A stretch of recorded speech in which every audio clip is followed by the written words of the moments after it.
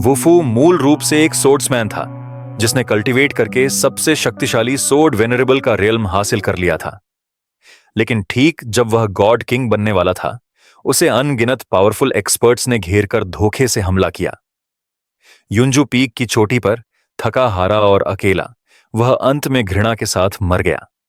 सौभाग्य से स्वर्ग ने अच्छे लोगों का रास्ता बंद नहीं किया। इसका प्रमाण यही है कि वुफू का रीबर्थ हुआ। जब वह जागा, उसने खुद को यूनहाई यूनिवर्सिटी के डॉर्मेट्री में पाया।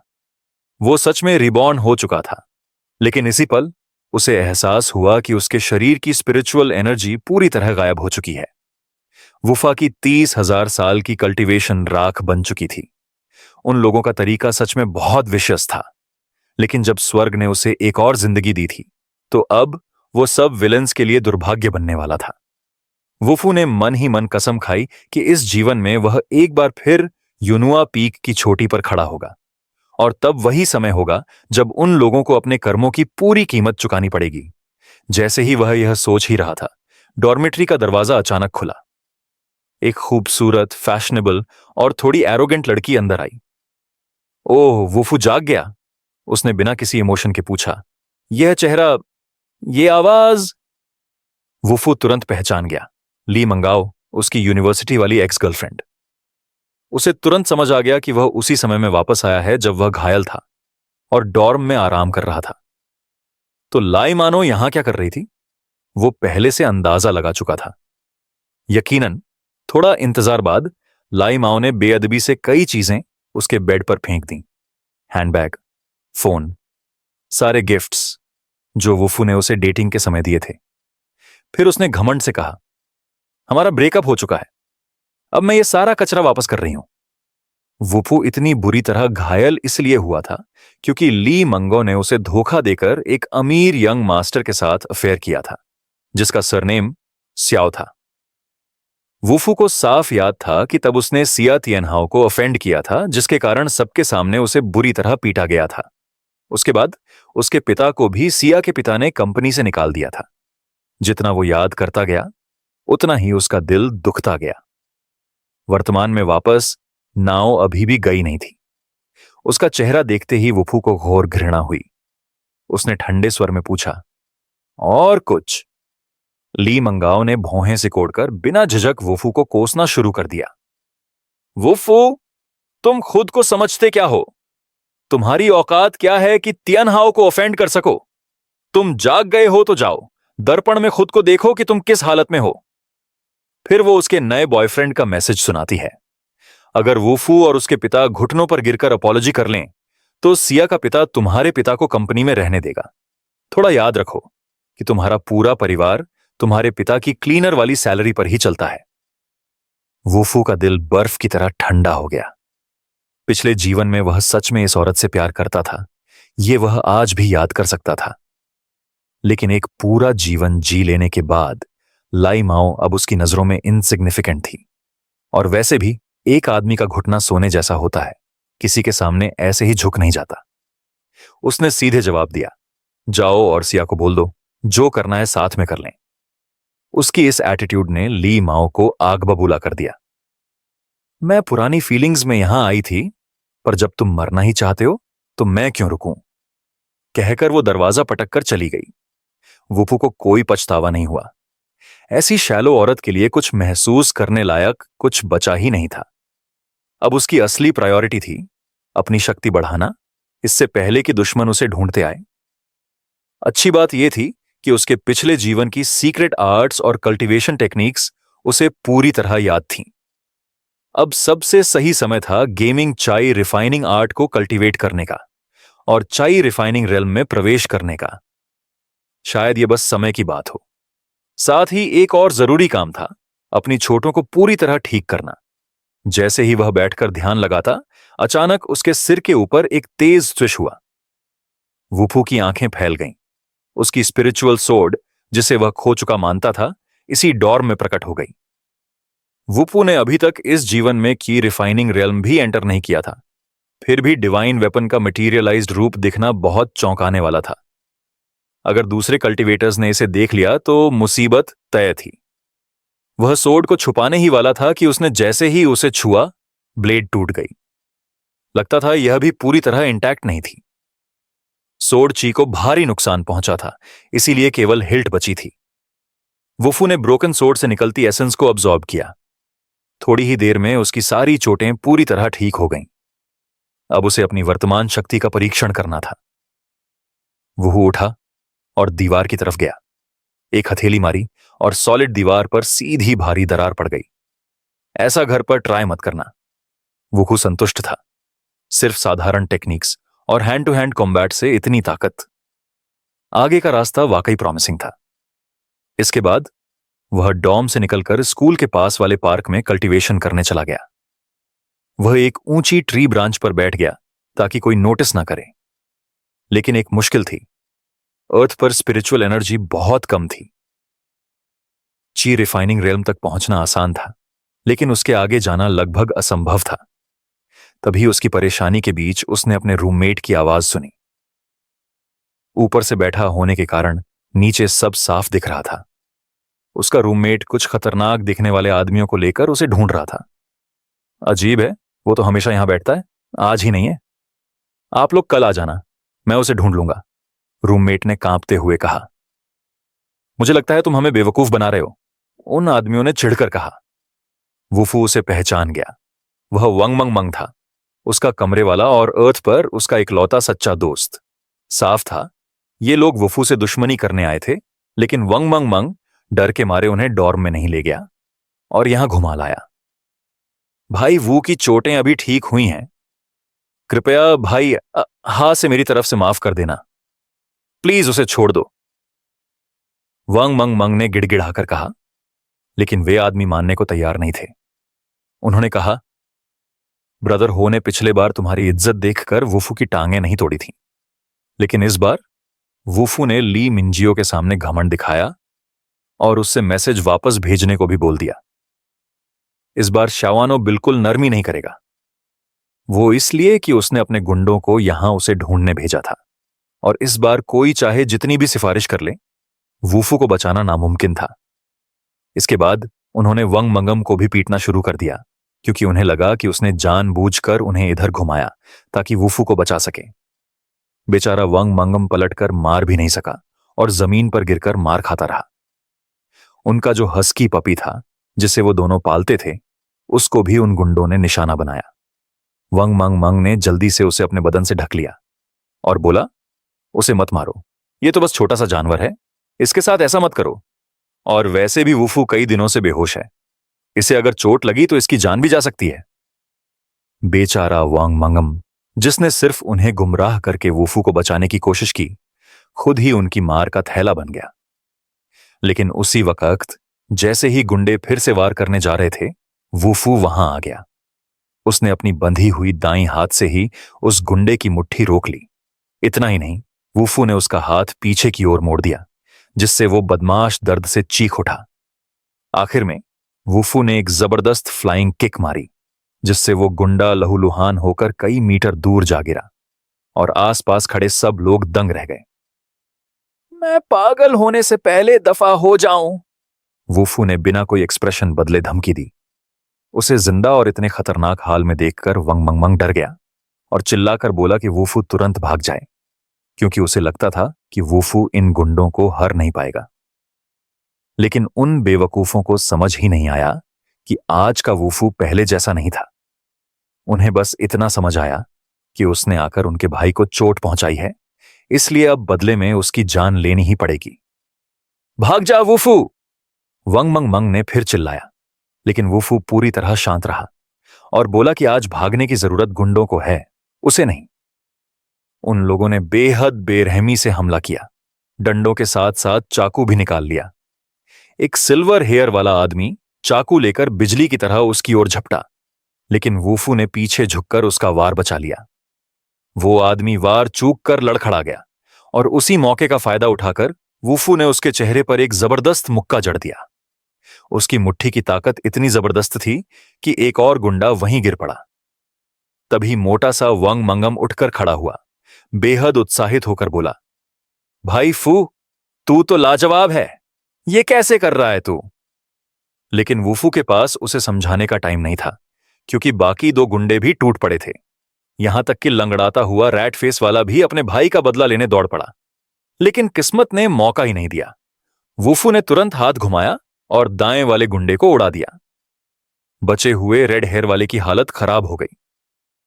वो आगे आने की हिम्मत नहीं कर पाया और बार बार निगलता रहा। नामुमकिन, कुछ दिन पहले तो तू कोई नहीं था, उसने बड़बड़ाया। तू खुद कह रहा है कुछ दिन पहले, वुफू ने ठंडे स्वर में जवाब दिया। अब जमाना बदल गया है। उसकी आवाज और चेहरा इतने ठंडे थे कि उस गुंडे की रूह कांप गई। फिर वुफू ने स्पिरिचुअल एनर्जी से हमला किया, लेकिन जानबूझकर उसे नहीं मारा। सिर्फ उसकी लायन मेन जैसी फूली हुई हेयर स्टाइल को काट दिया। यह डराने वाला और बेइज्जती वाला वार देखकर वंग मंग मंग जोर से हंस पड़ा। मैंने कहा था पहले ही निकल लो, पर तुम हो कि मानते ही नहीं। वुफू ने अब और वक्त बर्बाद नहीं किया। इस बार रेड हेयर वाला आगे लड़ने की हिम्मत ही नहीं जुटा पाया, क्योंकि उसे पता था कि जीतना तो दूर, बचना भी मुश्किल है।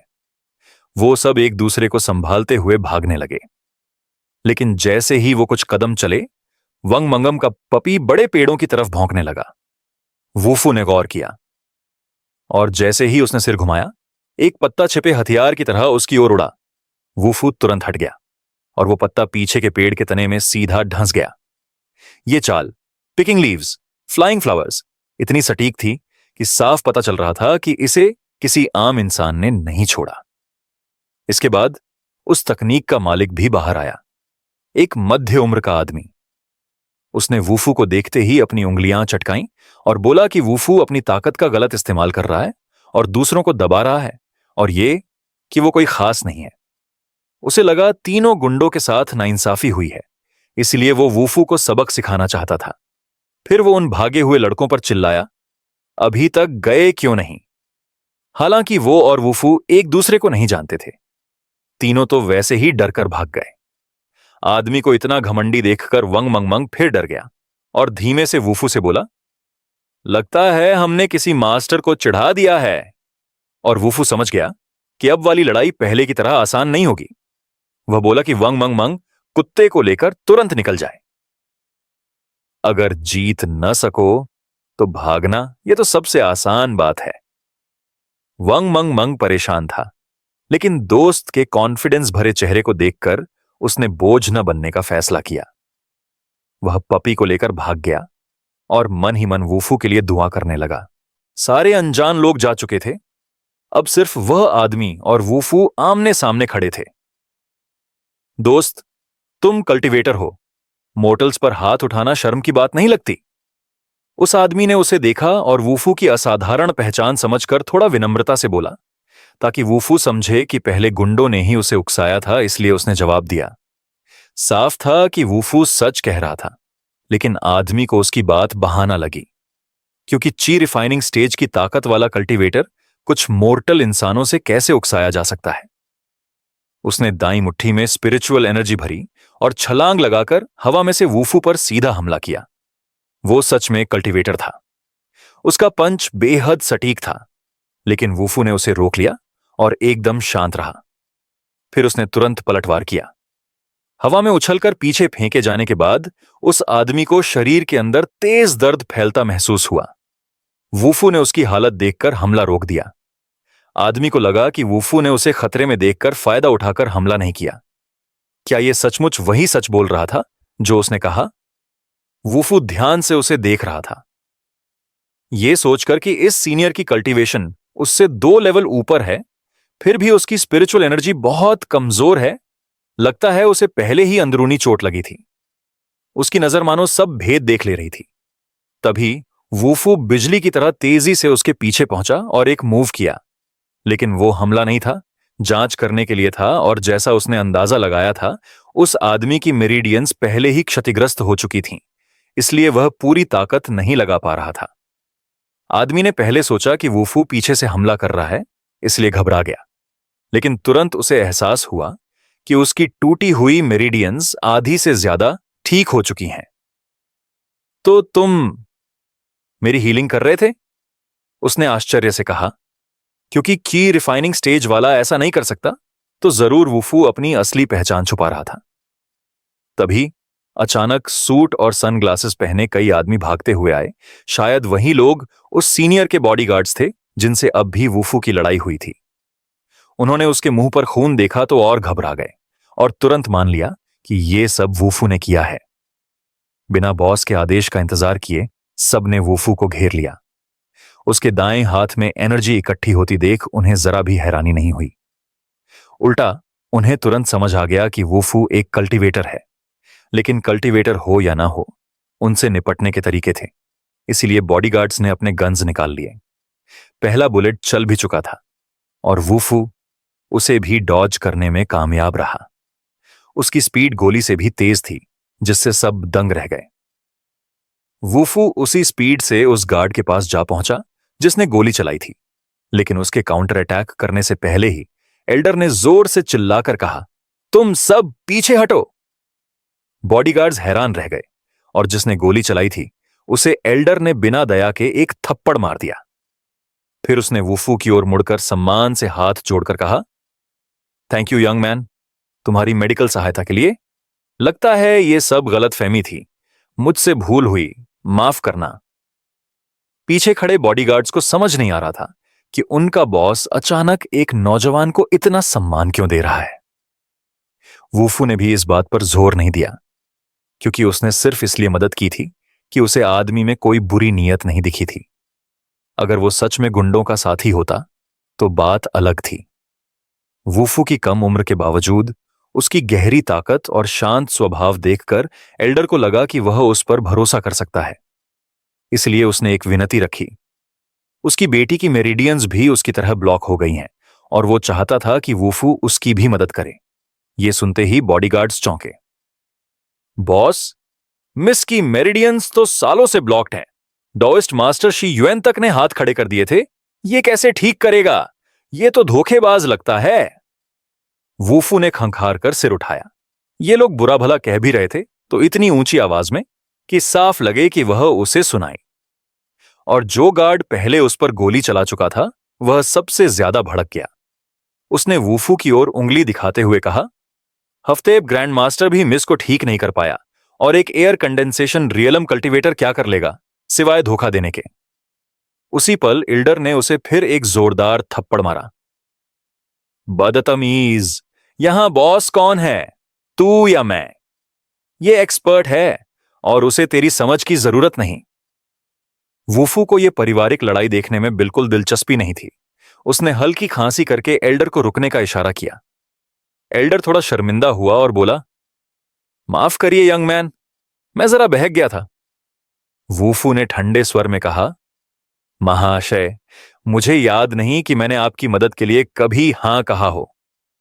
उसका अंदाज थोड़ा रूखा था, जिससे बॉडीगार्ड फिर गाली देने को हुआ, लेकिन एल्डर की घूरती नजर देखकर चुप रह गया। एल्डर ने फिर समझाना शुरू किया। उसने कहा कि वुफू स्वाभाविक रूप से गिफ्टेड है, लेकिन इस पार्क में स्पिरिचुअल एनर्जी बहुत कम है।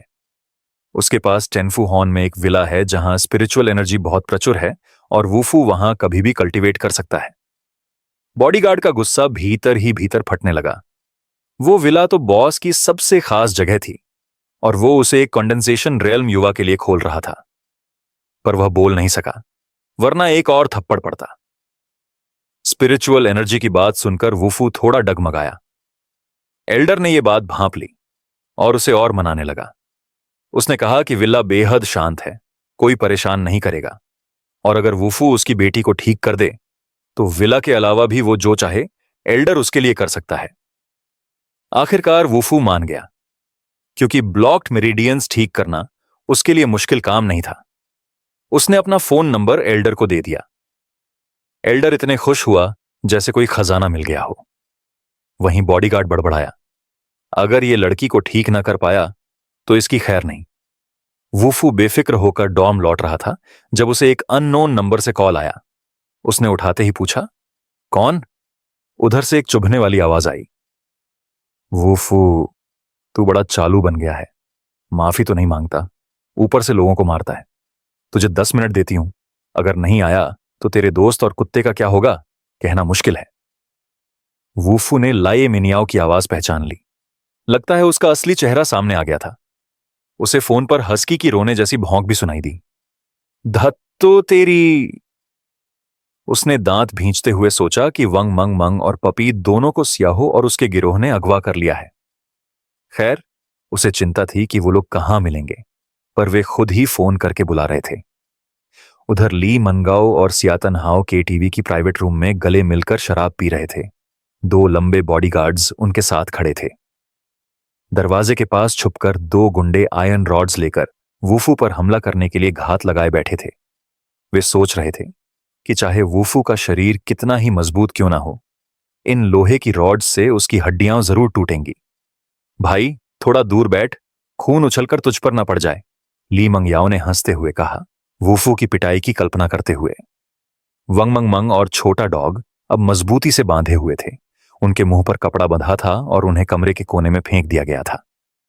कुछ ही देर बाद वूफू ठीक उनकी चाहत के अनुसार प्राइवेट रूम में दाखिल हुआ, लेकिन आगे जो हुआ वो उनकी कल्पना से बिल्कुल उल्टा था, क्योंकि सिर्फ हाथ उठाकर ही उसने उस सॉलिड आयरन रॉड की पूरी ताकत से आती वार को हवा में ही रोक दिया। ऐसी ताकत किसी साधारण इंसान के बस की बात नहीं थी। वो किसी भी आम इंसान जैसा बिल्कुल नहीं था। थग्स को घबराने का मौका भी नहीं मिला और वूफू ने तुरंत ही घूंसा मारकर उस आदमी के नाक के हड्डी तोड़ दी जिसने उस पर हमला किया था। उसके 3 दांत भी हिल गए। ये सब देखकर ली मांगा और सियाहो तो ड्रिंक पीते पीते लगभग घुट ही गए। इम्पॉसिबल, ली मंगाओ डर से चिल्लाई। कल रात तो तुम अभी भी हॉस्पिटल बेड पर पड़े थे। वो कल रात की बात थी, वूफू ने जवाब दिया। वो इस औरत का चेहरा दोबारा देखना भी नहीं चाहता था।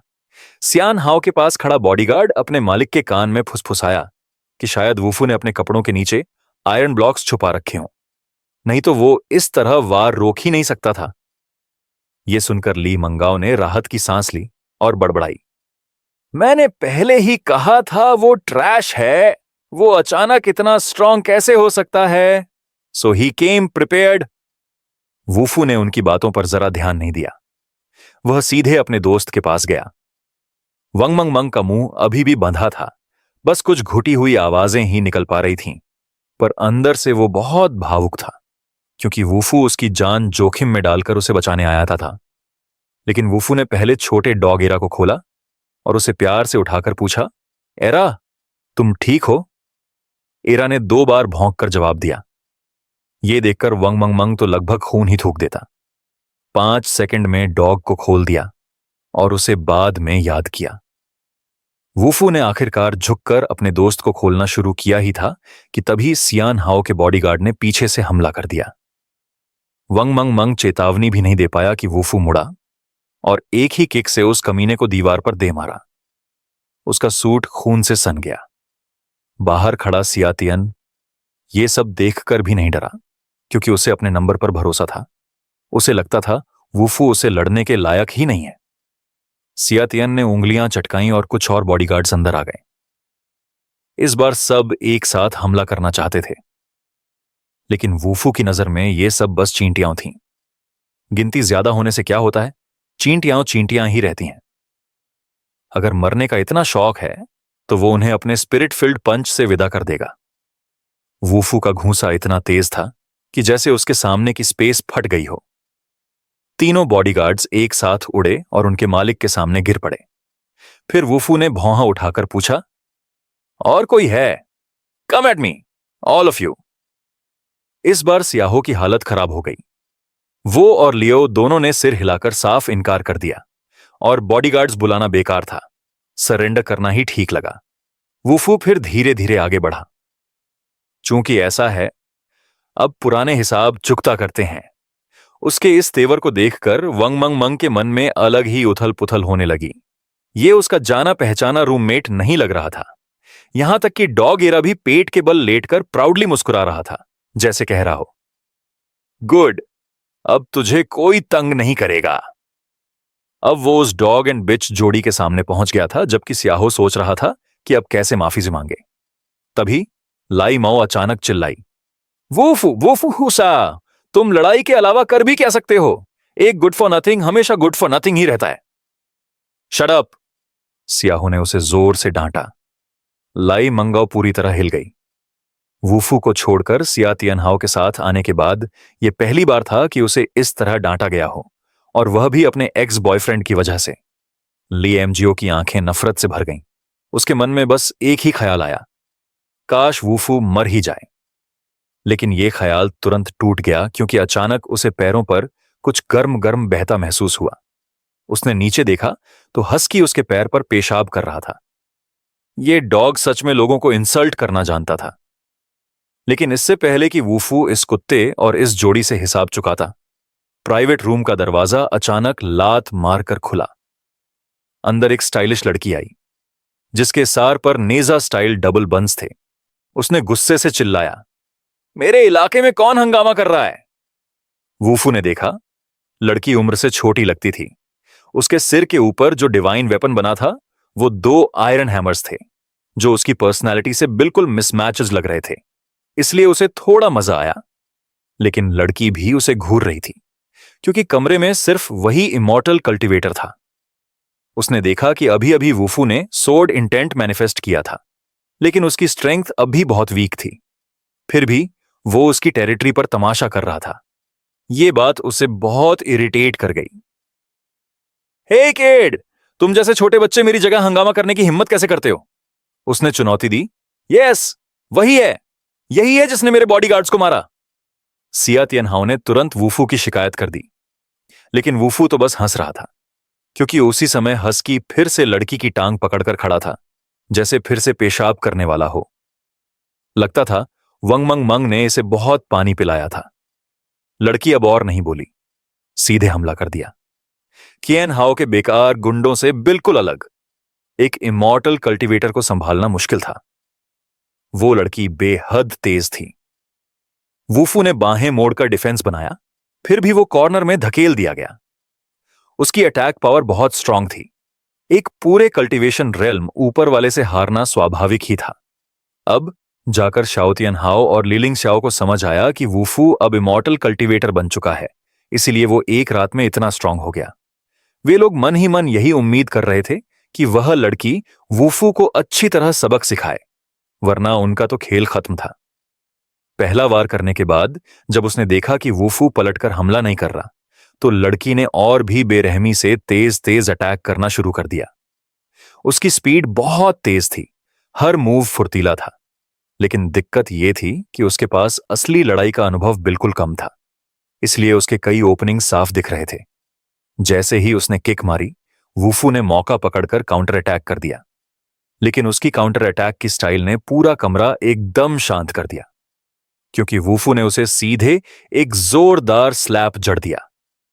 लड़की दांत पीसकर उसे परवर्ट कहकर गाली देने लगी। गुस्से में उसकी हर अटैक पहले से कहीं ज्यादा खतरनाक हो गई। उसने सीधा वूफू के चेस्ट पर घूंसा मारा।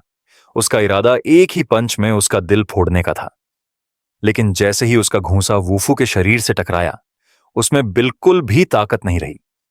वो बेअसर हो गया और वूफू पर कोई फर्क नहीं पड़ा। तभी लड़की को समझ आया कि अब उसके शरीर पर स्पिरिचुअल एनर्जी का असर ही नहीं हो रहा, और इसी समय उसे यह भी एहसास हुआ कि अभी का स्लैप कोई ल्यूड हरकत नहीं था, बल्कि यही उसका तरीका था सामने वाले की स्पिरिचुअल एनर्जी को मिटाने का। उसके बाद वूफू ने स्पिरिचुअल एनर्जी से भरा एक और पंच चलाया। इस बार लड़की को बचाव करना पड़ा। घबराहट में उसने चिल्लाया, ए पागल, अगर इतना ही दम है तो मेरी स्पिरिचुअल एनर्जी वापस दे दे, मैं तुझे निकलने का रास्ता दूंगी। लेकिन ठीक उसी पल जब उसे लगा कि वो वूफू के पंच भोन से झपटा होने वाली है, तभी उसके हाथ की स्पिरिचुअल एनर्जी गायब हो गई और पंच सिर्फ एक हल्की सी हेड पैट बन गया। इस पल वूफू बिल्कुल किसी सीनियर की तरह लगा जो अपने जूनियर्स की गलतियों को दिल पर नहीं लेता। उसने कहा, ठीक है, मैं तुम्हारी स्पिरिचुअल एनर्जी लौटा दूंगा, लेकिन अभी नहीं। फिर वूफू उस घटिया जोड़ी की तरफ चल पड़ा। इस समय सिया तियनहाओ का पसीना लगातार बह रहा था। वो कांपते हुए लगभग चिल्लाया, तुम्हें क्या चाहिए? तभी लड़की फिर से वूफू के सामने आ गई और बोली कि तीनों के बीच चाहे जो भी दुश्मनी हो, लेकिन यहां ट्रबल करना मना है। वूफू ने उसकी बात अनसुनी की और उन बॉडीगार्ड्स की ओर इशारा किया जो उसे मार खाकर कोने में सिमटे पड़े थे। उसने पूछा, यहां ट्रबल कौन कर रहा है?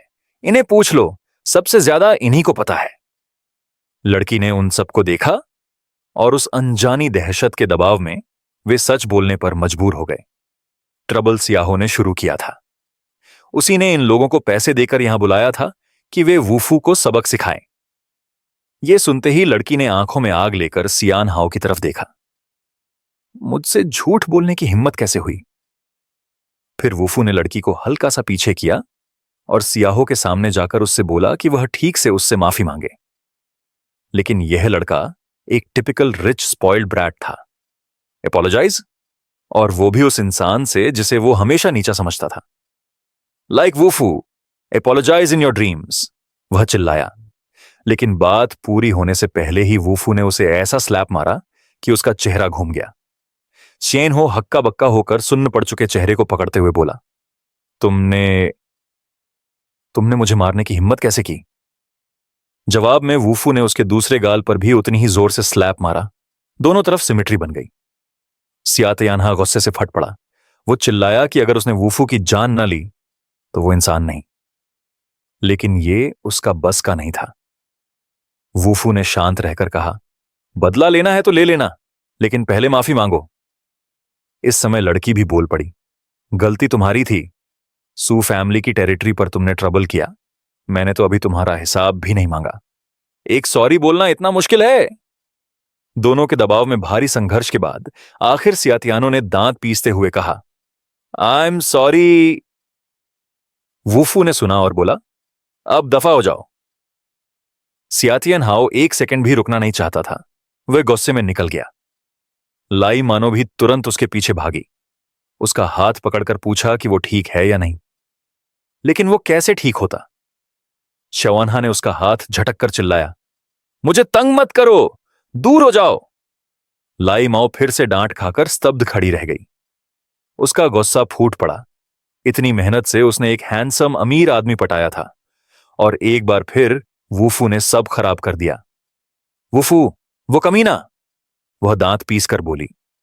उधर प्राइवेट रूम में वूफू को जोर की छींक आई। फिर वूफू और वंग मंग मंग ने उस तगड़ी छोटी लड़की को अलविदा कहा। उसे अभी स्कूल की क्लासेस में जाना था। लड़की भागकर उसके पीछे आई क्योंकि वूफू ने अभी उसकी स्पिरिचुअल एनर्जी की रिस्ट्रिक्शन हटाई नहीं थी। लेकिन रूम के दरवाजे के बंद होते ही उसे महसूस हुआ कि वह एनर्जी फिर से नियंत्रित कर सकती है। वूफा की एबिलिटीज ने उसे शक में डाल दिया कि क्या वो सच में ची कंडेंसेशन रियल्म का कल्टीवेटर है। लेकिन उससे भी ज्यादा उसे गुस्सा उसकी अभी वाली सिर पर पट से था। केटीवी से निकलने के बाद सियाहो एक पिज्जा शॉप पहुंचा। वह जगह डिलिंक्वेंट्स और थग्स से भरी हुई थी। जैसे ही उन्होंने सियातयानहा का सूजा हुआ चेहरा देखा, सब फुसफुसाने लगे, ब्रदर, हां, ये हाल किसने किया? चलो बदला लेते हैं। लेकिन सियातयानहा ने उन छोटे गुंडों की तरफ देखा भी नहीं और सीधा एक लंबे टैटू वाले आदमी के पास गया। उसने दांत भींचकर कहा, ब्रदर बिल, मेरी मदद करो, किसी को सबक सिखाना है। ब्रदर बिल हंसते हुए बोला, कौन इतना बड़ा खिलाड़ी है जो सेकंड यंग मास्टर को छू गया? उसे पता नहीं तुम्हारे बड़े भाई शाइयांग कौन है? सियाहाओ ने गिड़गिड़ाकर कहा कि उसे वूफू को सबक सिखाना है, लेकिन मारना नहीं, बस एक सांस बाकी रहे ताकि वो खुद उसे बताकर सजा दे कि जो शेहाओ को ऑफेंड करेगा उसका अंजाम कितना दर्दनाक होता है। अगले दिन सुबह वूफू ऐसे ही क्लास गया। उसे अपने क्लासमेट्स की अजीब नजरें महसूस भी नहीं हुई। उसका दिमाग सिर्फ अपने पिछली जिंदगी के बदले पर अटका था। उसका दुश्मन एक ऐसा वेनरेबल था जिसने दसियों हजार साल जिए थे। उसकी स्ट्रेंथ असीम थी। अभी वूफू ची कंडेंसेशन रेल्म में था। उसे अपनी फाउंडेशन मजबूत करनी थी, जल्दबाजी नहीं करनी थी, तभी वह फ्यूचर में कल्टीवेट बढ़ाकर अपना रिवेंज ले सकेगा। यह सोच ही रहा था कि अचानक क्लासरूम का दरवाजा धड़ से खुला। वूफू, ए कमीने, तू स्कूल आने की हिम्मत भी कैसे कर गया? आवाज में साफ मजाक उड़ाना था। जैसे ही अजनबी लोग क्लासरूम में घुसे, तभी वूफू को समझ आ गया कि ये लोग उसी के लिए आए हैं। लेकिन उसने जरा सा भी डर नहीं दिखाया। उसने तो शांत ढंग से उल्टे जवाब में कहा, हम सब विद्यार्थी हैं, तो मैं क्लास में क्यों नहीं आऊं? बच्चे काफी घमंडी लग रहे हैं, है ना? उन लोगों ने हंसते हुए उसे थम्स डाउन दिखाया। भाई, तुमने बास्केटबॉल टीम के आदमी को नाराज कर दिया है, समझे हो उसके क्या नतीजे होंगे। वूफू के सहपाठी ऊपर से तो कोई प्रतिक्रिया नहीं दिखा रहे थे, लेकिन अंदर ही अंदर सब कान खड़े कर सुन रहे थे। कुछ लोग तो दबे दबे बोल भी रहे थे कि उसने सियानहाओ को नाराज किया है, अब हम उससे दूरी बना लेंगे। लेकिन यह डराने धमकाने की हरकतें वूफू पर बिल्कुल काम नहीं कर रही थीं, क्योंकि उसकी नजर में स्याहो तो पहले ही उसकी हाथों हारा हुआ एक लूजर था और उसे उससे किसी नतीजे का डर नहीं था। फिर भी वे गुंडे हार नहीं माने और बोले, सियातानो को पीटने की जुर्रत करने का मतलब है कि अब तुम और तुम्हारी पूरी क्लास बास्केटबॉल टीम के निशाने पर होगी। सब जानते हैं कि ये लोग पागल हो जाएं तो कितने हिंसक हो जाते हैं। तभी क्लास के कुछ छात्र खुद को रोक नहीं पाए और बोले, वो ने किसी को नाराज किया तो उससे हमारा क्या लेना देना। उन्होंने कहा, अच्छा दूरी बनाना चाहते हो, ठीक है, तो आओ हमारे साथ बास्केटबॉल खेलो।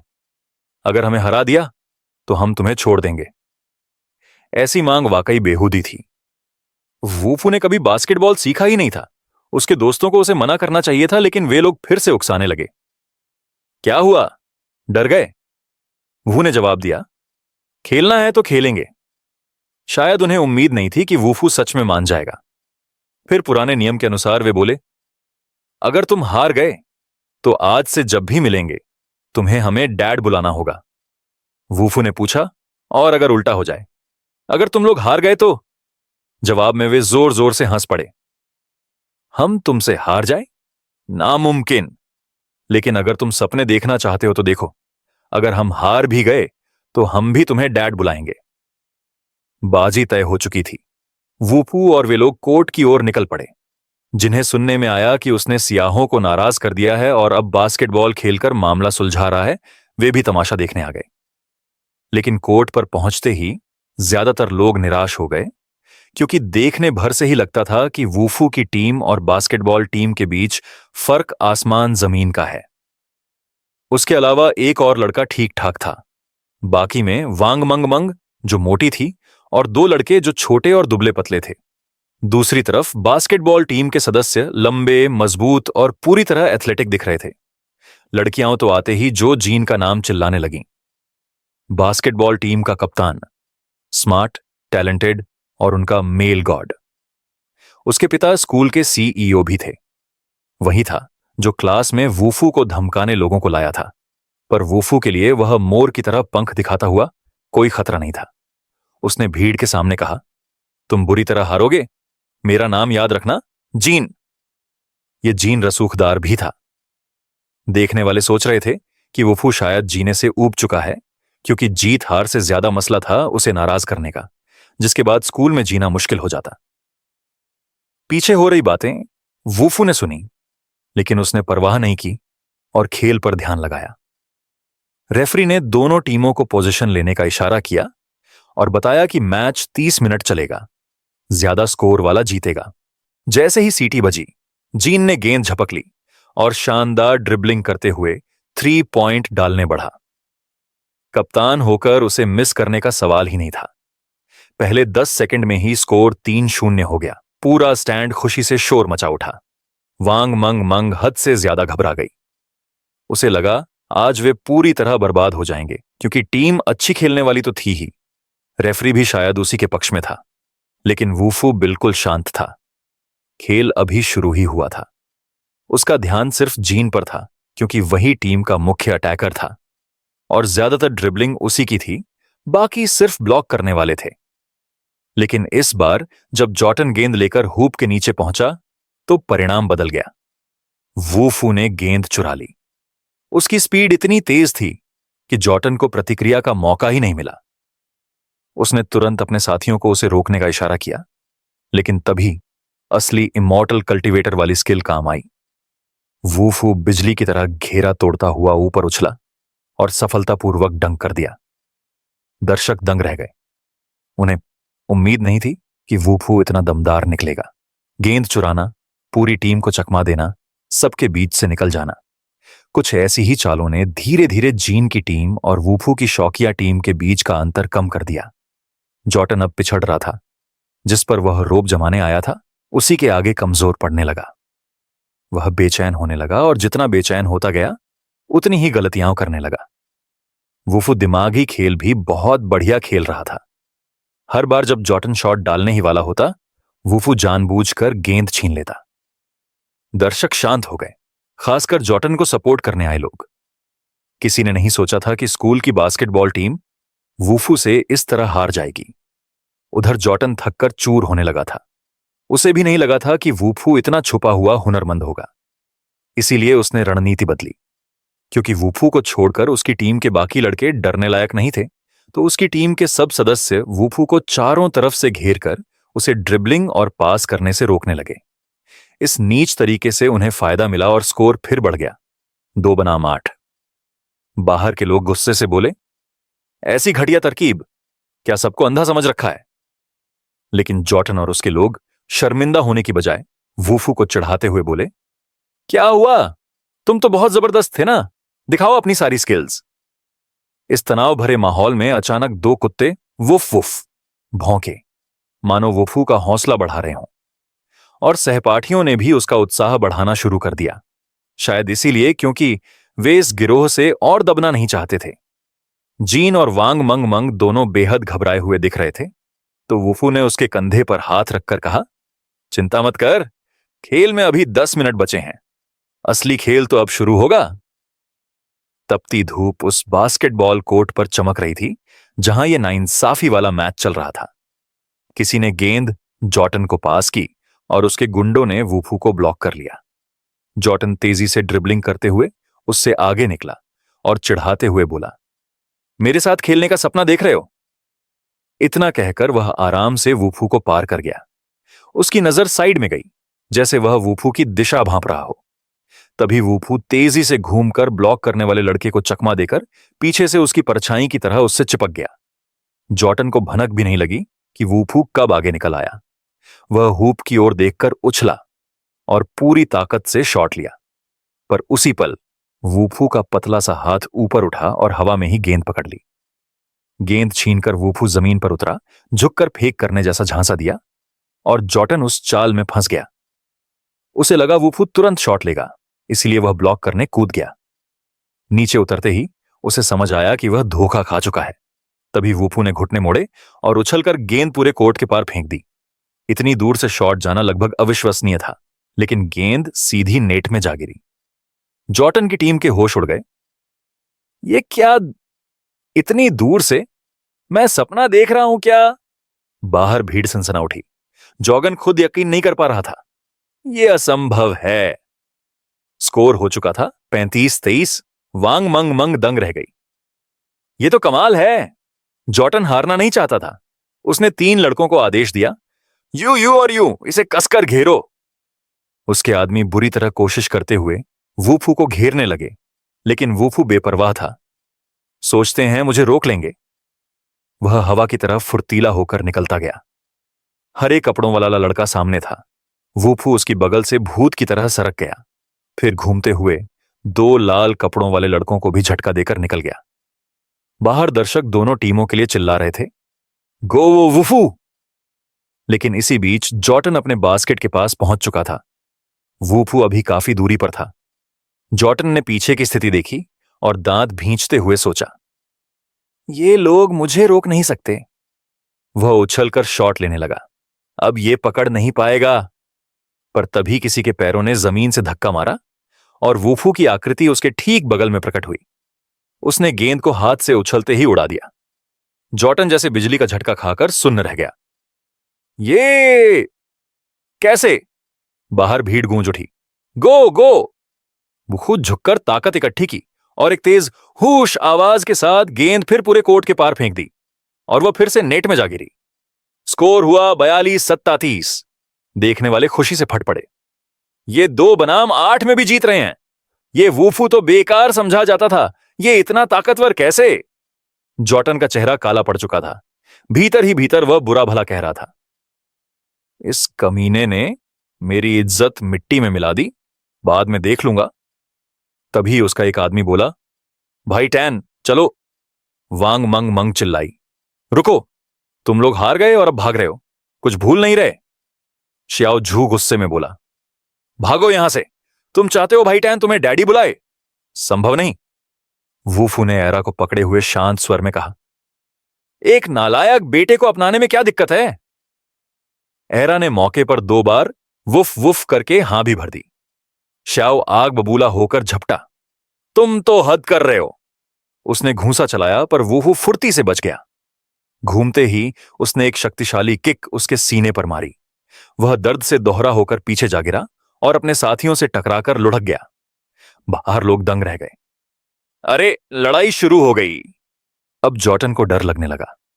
वह भागना चाहता था, लेकिन कुछ कदम ही चला था कि वूफू एरा को पकड़े हुए उसके सामने आ गया।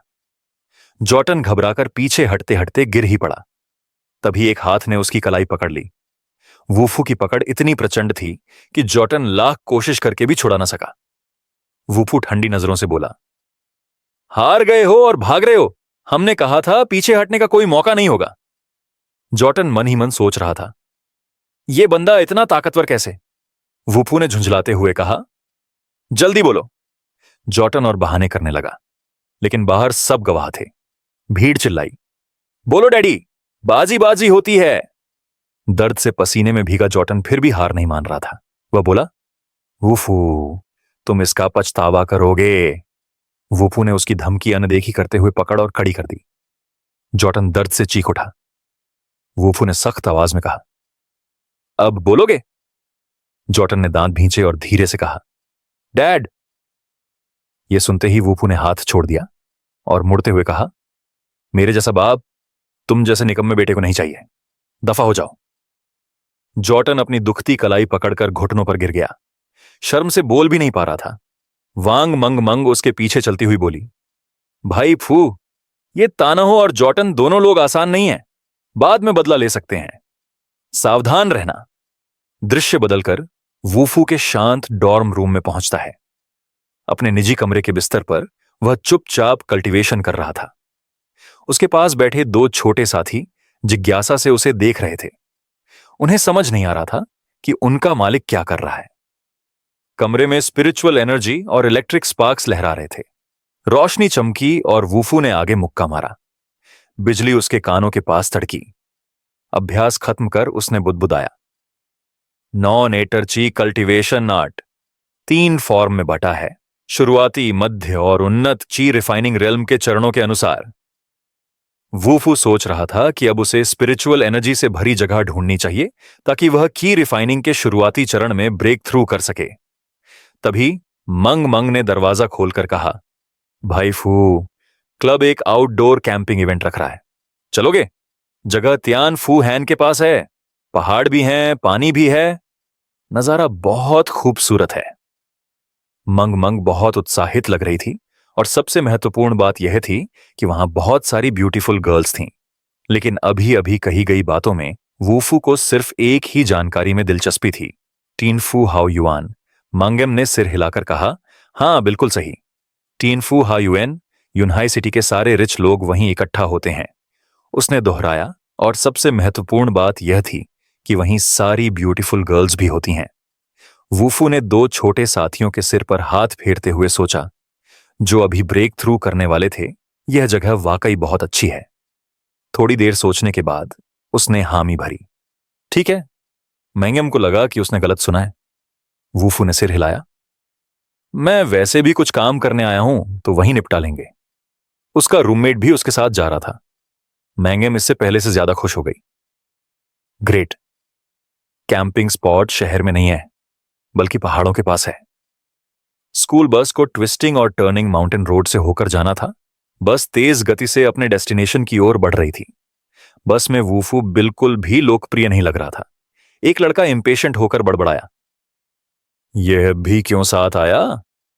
क्या बस के लिए? मियो की फ्रेंड ने ताना मारा। मंगाओ, तुम्हारा एक्स बॉयफ्रेंड वाकई कुछ कमाल का है। उसने सिर्फ सिया को ही नहीं ऑफेंड किया, बल्कि टानलू का भी फेस बनाया। मंगाओ ने ठंडे अंदाज में स्नॉट किया। उस समय मैं सिर्फ उसके साथ खेल रहा था। वह मेरी लायक कैसे हो सकता है? वह ज्यादा दिन एरोगेंट नहीं रहेगा। मिंगमंग ने यह सुनकर सहन नहीं किया, ब्रदर फू वू फू। लेकिन उसने इन सबकी परवाह नहीं की। मीनियो का चेहरा गुस्से से काला पड़ गया। उसने सोचा, इस बार सियाहो इसे आधी जिंदगी तक बिस्तर पर लिटाकर रख देगा। हरे पहाड़, सफेद बादल, चमकती धूप, यह रिजॉर्ट विलास बनाने के लिए एक्सलेंट लोकेशन थी। उसी समय बस पहाड़ों में बने एक विला एरिया से गुजरी और अंदर से हैरानी की आवाजें उठीं। मैंगेम ने देखा और कहा, यह वाकई योंगहाई सिटी के सबसे लग्जूरियस विलास हैं। उसी समय वूफू अपनी सीट ऑन सीट छोड़कर ड्राइवर से बोला, ड्राइवर, कृपया बस रोक दीजिए। मैंगेम हैरान रह गई। ब्रदर फू, अभी तो हम पहुंचे भी नहीं हैं। वूफू ने कहा, एक फ्रेंड ने मुझे अपने यहां बुलाया है। मंग मंग ने सोचा, तियनफू हायुआन। वूफू ने निर्देश दिया, तुम लोग आगे चले जाओ, मैं बाद में पहुंच जाऊंगा। उसे बीच रास्ते उतरते देखकर सबने उसका मजाक उड़ाया। सोचकर कि वह एक्टिंग कर रहा है, मंगाओ ने घमंड से स्नॉट किया, इस पॉपर जैसी कोई मेरी लायक कैसे हो सकती है। कुछ क्लास के लड़के आगे आए और चिढ़ाया, मिंग मंग, तुम्हारा फैट भाई बड़ा एक्टर है। किसी ने शाउटेड किया, वूफू रिट्रीट बैक, टिनफू हायुआन अभी कैंप साइट से बहुत दूर है, एक्टिंग बंद करो, चलो। बस केवल एक पल रुकी और फिर आगे बढ़ गई। मैंगेम ने अपनी बुलिंग फ्रेंड से कहा, तुम लोग सच में लोगों को कम समझते हो। तियनफू हायुआन पहाड़ों में फेंटली दिखाई दे रहा था, क्वाइट और कूल। वूफू ने अपना फोन निकाला और सुइन को कॉल किया। ठंडे स्वर में ब्रीफ नोटिफिकेशन दी, मैं पहुंच गया। दूसरी तरफ इंसीन ने तुरंत रिप्लाई किया, मेरी बेटी काफी समय से इंतजार कर रही है, मैं अभी पहुंच रहा हूं। कुछ ही देर बाद लग्जूरियस विला से कोई सम्मानपूर्वक बाहर आया और कहा, कृपया इस तरफ आइए। वूफू ने दोनों छोटे साथियों को बाहर खेलने के लिए छोड़ दिया और सराउंडिंग्स ऑब्जर्व करते हुए सोचा, यहां की स्पिरिचुअल एनर्जी रिच मानी जा सकती है। उसने हाथ बढ़ाया और डोर खोल दिया। साइलेंटली कैलकुलेशन करते हुए मन में सोचा, लगता है यह पर्याप्त है। अर्ली स्टेज ऑफ की रिफाइनिंग में ब्रेक थ्रू के लिए। रूम के अंदर एक लड़की थी जिसकी 2 बून हेयर स्टाइल थी। सीनियर इन ने पहले ही इंट्रोडक्शंस करा दिए थे। ब्रदर वू, ये मेरी बेटी है। लेकिन जब वूफू और टिंटिंग की आईज मिली, दोनों एक दूसरे को पहचानकर शॉक्ड हो गए। लड़की ने लाउडली कहा, फिर तुम पर्वर्ट। वूफू ने उसे देखा और सीक्रेटली इस फेडेड पर्सन का इवैल्यूएशन किया।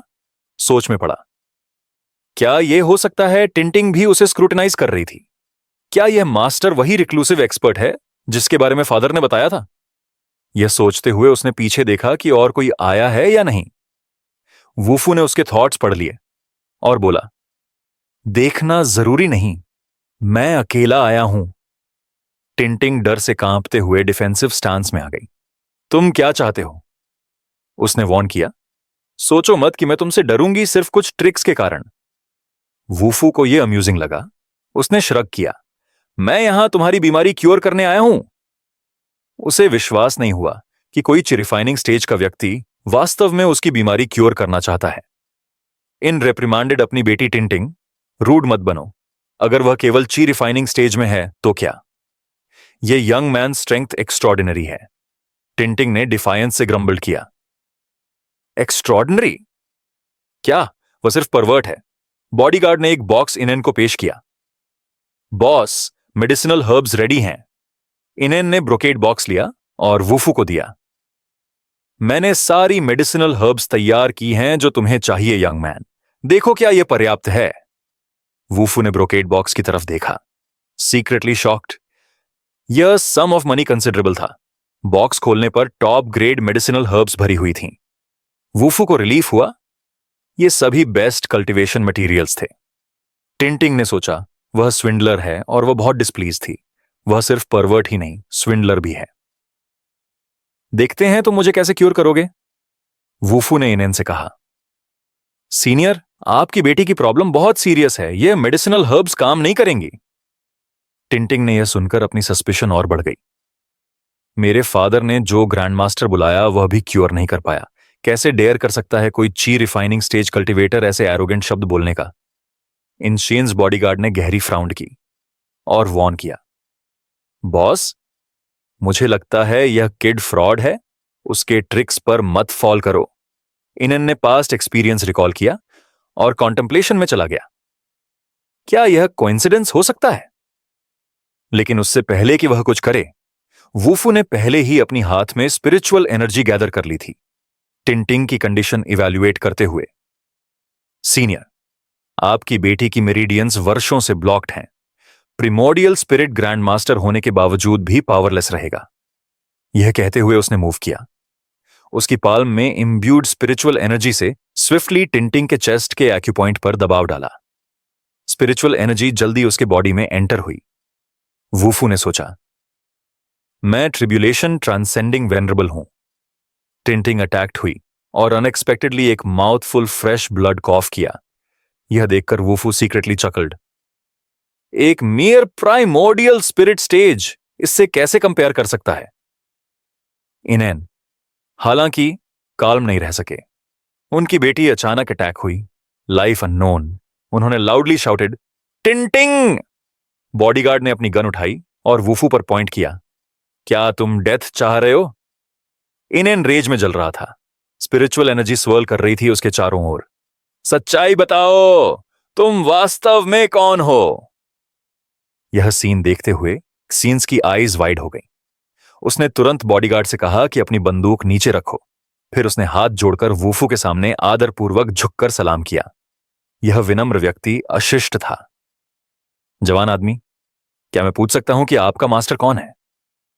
टिंकिंग ने मुंह में खून ठूकते ही बहुत आराम महसूस किया। उसने अपने शरीर में आध्यात्मिक ऊर्जा घुमाई और अब दर्द नहीं महसूस हुआ। इस चमत्कारी अनुभव को महसूस करते हुए उसने अपने मन में कहा, कितना आरामदायक है, सच में ठीक हो गया। तभी एक हस्की दौड़ता हुआ आया और भौंकने लगा, जिससे उसका ध्यान खींच गया। वूफू ने सोचा, मास्टर, अगर पिछली जिंदगी में मास्टर ने मुझे नहीं बचाया होता तो अब मैं शायद बस हड्डियों का ढेर होता। इसलिए उसने जवाब दिया, मेरा मास्टर पृथ्वी पर नहीं है। इनेन को यह अजीब लगा, पृथ्वी पर नहीं। उसने सोचा कि वूफू ये इसलिए कह रहा है क्योंकि वह अपने मास्टर की जानकारी नहीं देना चाहता। हस्की को टिंकिंग ने उठा लिया। तुम सच में मजेदार हो, उसने मजाक करते हुए कहा। तो तुम्हारे अनुसार तुम्हारा मास्टर एलियन है? इनेन ने वूफू को चाबियां दी और कहा, यह विला अब तुम्हारा होगा। अब से तुम बटलर पर भरोसा रखोगे। मैं कभी किसी चीज से इनकार नहीं करूंगा। टिंकिंग ने मना किया और प्रार्थना करने लगी, डैडी, मुझे सच में यह विला बहुत पसंद है। इनेन ने गंभीर स्वर में कहा, टिंकिंग, अशिष्ट मत बनो। सौभाग्य से वूफू का इसे अकेले रखने का कोई इरादा नहीं था। मैं बस यहां साधना करने आया हूं। अगर तुम नहीं जाना चाहती तो रहो। यह देखकर उसने जीभ बाहर निकाली, मजाकिया चेहरा बनाया और बहुत खुश हुई। इन केवल अपनी शरारती बेटी पर आह भर सकता था। इसी बीच नेशनल पार्क में वुआ की क्लास की आउटडोर एक्टिविटी चल रही थी। हर कोई अपनी मर्जी से था। कई लड़कियां हंस रही थीं और बात कर रही थीं, जैसे 100 फूलों की बेल ध्यान आकर्षित करने के लिए। पास ही एक आदमी कुर्सी पर बैठा मग्न होकर देख रहा था। जाहिर तौर पर वह मेंगेम था। वह लड़कियों को लालच से देख रहा था। क्या आंखों का आनंद था। श्याओ हान के दोस्त यह देख रहे थे। मंगेम की बदसूरत नजरें देखकर उन्हें गूज बम्स आ गए। यह मोटा आदमी लगातार हमें देख रहा है। इसीलिए श्याओ हान ने अपनी दोस्त का हाथ पकड़कर जल्दी से वहां से चली गई। वूफू का इतना इंतजार किया, फिर भी लड़कियां चली गईं। मंग मंग ने आह भरी, भाई, बहुत समय हो गया। क्या वह खो गया? तभी उसने कुत्ते की भौंक सुनाई दी। पास ही एक सिली डॉग अपनी पूंछ हिला रहा था, कुछ ढूंढते हुए। वह ब्लैक लेगिंग्स पहने बछड़े को भी चाट रहा था। कुत्ते की भौंक सुनकर मंग मंग ने तुरंत सोचा, वो फास्ट डॉग, एरा, ये सच में ईरा है। इसे प्लैटिनम ब्लॉन्ड बालों वाली एक लड़की द्वारा पीछा किया जा रहा था, जो बिखरी हुई दिख रही थी। स्टूपिड डॉग, वहीं रुक। यह भौंकते हुए भाग रहा था, जैसे मदद मांग रहा हो। आखिरकार यह अपने मालिक के पास वापस आया। वूफू ने ईरा को पकड़कर शिष्टतापूर्वक माफी मांगी। मैं सच में माफी चाहता हूं, मैं जिम्मेदारी लूंगा। नाना क्रोधित हो गई। उसने अपना बैग उठाया और गाली दी। क्या तुम्हें पता है इसकी कीमत कितनी है? क्या तुम अफोर्ड कर सकते हो? उसके साथ वाली दोस्त ने मुस्कुराते हुए कहा, उसका फ्रेंड लग्जरी विला में रहता है। वह इस छोटी राशि की परवाह नहीं करेगा। पास के कई क्लासमेट्स ने ताना मारा, वह सच में अमीर है। अमीर आदमी जो स्लम में रहता है, मजाक है। कुछ ने मुंह ढककर हंसी रोकने की कोशिश की। वह अब भी दिखावा कर सकता है। वूफू ने ज्यादा ध्यान नहीं दिया। उसने मुड़कर टेबल से एक स्क्यूअर्ड फूड लिया। इसी समय मांगेम वहां दौड़ा। उसने अपना सिर खुजाया और वूफू की मदद की।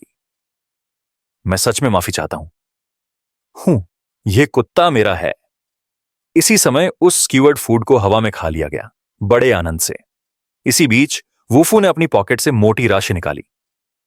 मैंने कहा था कि जिम्मेदारी लूंगा। वह राशि मोटी थी, निश्चित रूप से काफी बड़ी। उसने नाना से ठंडे स्वर में पूछा, क्या यह पर्याप्त है? कई ऑनलुकर्स ने फिर से ताना मारा। वह अमीर है, सच में अमीर है। क्या वह लोन शार्क बन गया? मांगा ने भी देखा कि उसके मुंह के कोने पर ठंडी तिरछी मुस्कान बन रही थी। कितना हास्यास्पद। मैं देखना चाहती हूं अगली बार तुम क्या करोगे। गरीब लड़का अब भी दिखावा करने की कोशिश कर रहा है। नाना के साथ विवाद सुलझाने के बाद वूफू ने मंगा को तीखी नजरों से देखा। उसने हाथ पॉकेट्स में डालकर ठंडे स्वरों में उसकी तरफ बढ़ा। मंगो उसकी ठंडक से स्टार्टल्ड हो गई। तुम क्या करना चाहते हो? वूफू उसके पास आया और धीरे से कहा, मुझे परेशान मत करो। अगर तुम अब भी जीना चाहती हो तो अपनी बातों पर ध्यान दो। माओ कभी इतनी अपमानित नहीं हुई थी। उसने दांत काट लिए। देखते हैं तुम कितने घमंडी रहोगे कुछ और दिन। इसका पछतावा तुम्हें भुगतना पड़ेगा।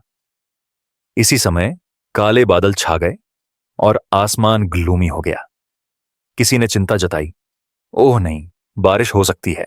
अगर बारिश हुई तो पिकनिक रुइन हो जाएगा।